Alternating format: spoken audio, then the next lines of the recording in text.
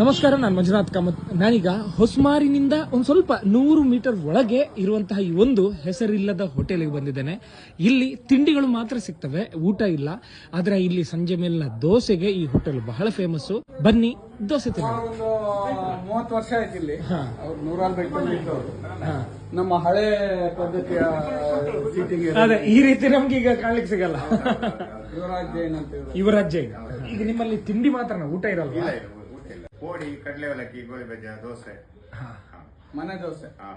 Dosa ನಮ್ಗೆಲ್ರಿಗೂ order ಕೊಟ್ರೆ ಚಟ್ಟ ಮಾಡಿ ಒಳ್ಳೆ ಮಾಡ್ತಾರೆ. ನೀರುಳ್ಳಿ ಬಜ್ಜೆ ಮಾಡ್ತಾರೆ, ಇವರೇ ಮಾಡ್ತಾರೆ. ಸರಿ ಸರ್, ನಮ್ಗೆಲ್ರಿಗೂ ಕೊಡೋ ದೋಸೆ ಕೊಡಿ. ಒಂದು ಪ್ಲೇಟ್ ಗೆಣಸಿನ ಪುಡಿ ತಗೊಳ್ಳಿ. ತಗೊಳ್ಳಿ. ನಮ್ಮ ಯಾವ್ದು ಚಟ್ನಿ, ಗಟ್ಟಿ ಚಟ್ನಿ ನಾನು ಪೋಡಿ ಅಂತ